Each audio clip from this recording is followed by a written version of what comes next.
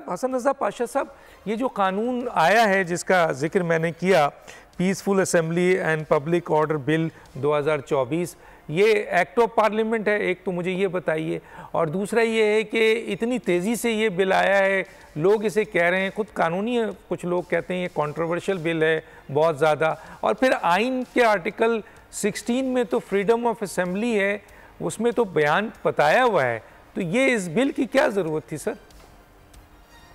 बिस्मिल्लाहिर्रहमानिर्रहीम।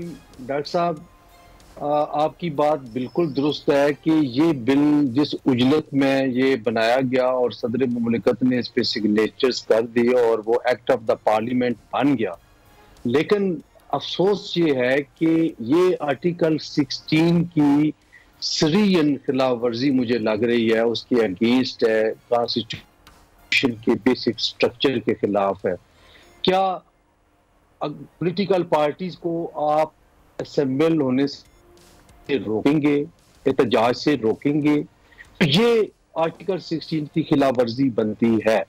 अब देखना यह है कि किन जलसों को आपने रोका। हाँ, जिन जलसों में दहशतगर्दी का खतरा हो, लोग असले से लैस हो, धमकी अमेज बातें की जाएं और हुकूमत को धमकियां भी दी कि हम चढ़ दौड़ेंगे, इस्लामाबाद पर चढ़ दौड़ेंगे, उनकी हद तक तो ठीक है, लेकिन पॉलिटिकल पार्टीज की जो पीसफुल असेंबलीज और जलसे हैं, उनको इस डोमेन में लाना वो कोई मुनासिब बात नहीं है।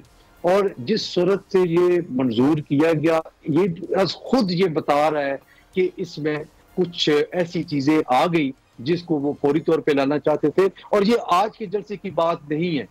दूसरी तरफ अगर देखें डॉक्टर साहब, तो बड़ी इंपॉर्टेंट बात है कि जो इस्लामाबाद के वासी हैं वो रोज रोज इन कंटेनर से तंग आ चुके हैं। कॉन्स्टिट्यूशन एवेन्यू पे जाना पड़ता है, और जो रास्ता हमारे घर से वहां तक 30 मिनट्स का होता था, वो इन कंटेनर्स की वजह से 1.5 से पौने 2 घंटे लग जाते हैं।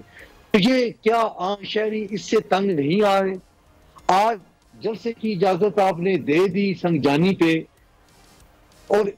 और क्या प्रपोजिशन थी, क्या जवाब था कि शहरियों को जो आमदोरफ्त में तकलीफ होती है उसको रोकने के लिए हमने वहां जो है वो इजाजत दी है। लेकिन आपके इस एक्ट से जो आपने कंटेनर लगा दिए, जगह जगह हाईवेज, मोटरवे और जीटी रोड बंद कर दिए, ये भी कोई इतनी अच्छी बात नहीं है। और पब्लिक एट लार्ज आपके उसकी सोच, उसकी फिक्र आपके इन एक्ट्स के खिलाफ जा रही है। और यही 2, 4, 5 नहीं, 20 ऐसी चीजें हैं जिनकी वजह से रिजेंटमेंट के तौर पे पीटीआई के साथ लोग डिवर्ट हुए और उन्होंने तमाम तरह हमदर्दियां उधर की हैं। अभी भी मैं समझता हूं कि जो मनसद इक़्तिदार पे या जो असल कॉरिडोर है ताकत के, उनको ये जरूर सोचना चाहिए कि कुछ कहीं पे ऐसी गड़बड़ है कि जिसकी वजह से जो भी उनका एक्ट होता है वो बाउंस बैक हो जाता है, और इतनी शिद्दत से बाउंस बैक होता है कि वो संभाल नहीं जाता।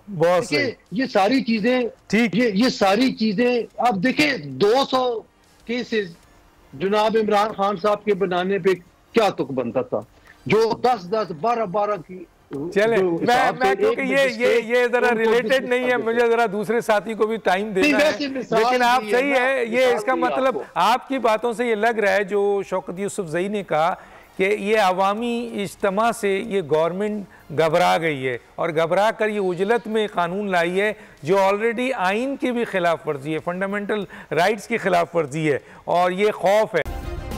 सब्सक्राइब करें और बेल दबाएं ताकि कोई खबर रह न जाए।